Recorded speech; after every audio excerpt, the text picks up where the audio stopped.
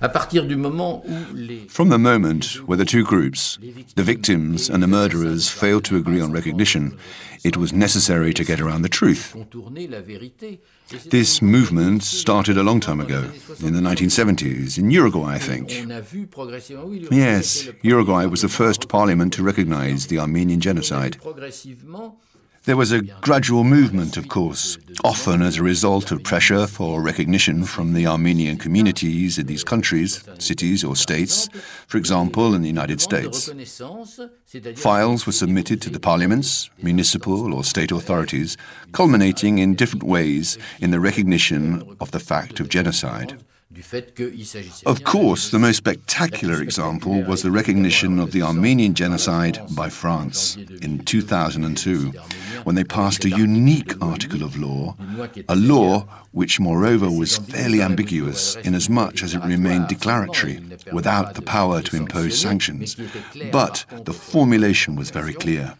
France publicly recognizes the Armenian genocide of 1915. This constituted national recognition. Various European parliaments had recognized the genocide, as had some senates, such as the Belgian Senate. And some states like the US? States like the United States. However, as a nation, the US has still not recognized the Armenian genocide, because each time a request is put before Congress, and there have been several such requests, the State Department intervenes, such as occurred in 1998, I think it was, when President Clinton personally asked Congress not to table the question for debate on the request of the State Department.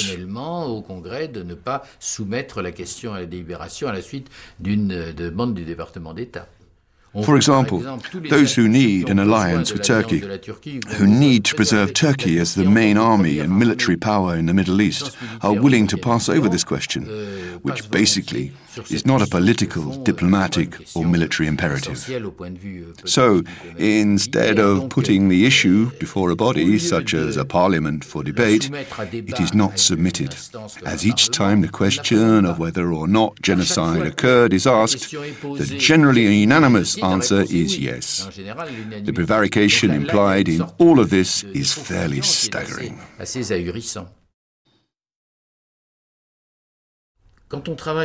When you work on genocide, you are looking for truth, an absolute truth. You cannot level this accusation if you are not certain you can provide the proof. At the same time, you are engaged in and by this truth, because this truth, involving the deaths of more than 1 million people in the Armenian case, implies more than 1 million personal tragedies. And we are the historians, the messengers, the keepers of these personal tragedies, a fact that imposes huge respect for this suffering. Un énorme respect à l'égard de ces souffrances. Donc, the Armenians cannot live with the threat hanging over their heads that their dead have not been properly buried. Cette menace suspendue au-dessus de leur tête que leurs morts n'ont pas véritablement été enterrés.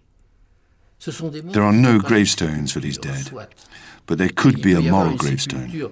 I mean, that those killed were not rebels but innocent people. Civilians, babies and children. They were taken away, assaulted, tortured. Qu'on a enlevé, qu'on a violenté, qu'on a assassiné, qu'on a torturé. These were human beings, and only a tiny number survived, the small group who got away.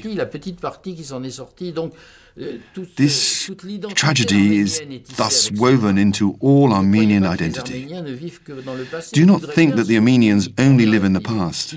They would love to set their sights only to the future, to look forward, which is what they have done in those countries where they have become citizens. An Armenian in France is, first of all, a French citizen of Armenian origin.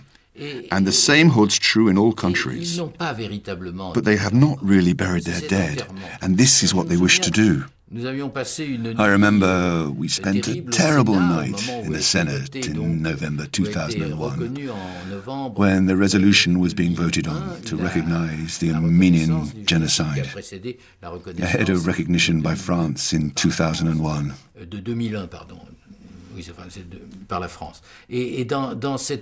At the end of that night, at 5 or 6 in the morning, we wondered if the senators would actually vote for recognition. Armenians stayed in the street all night waiting for the result on the Place du Sénat.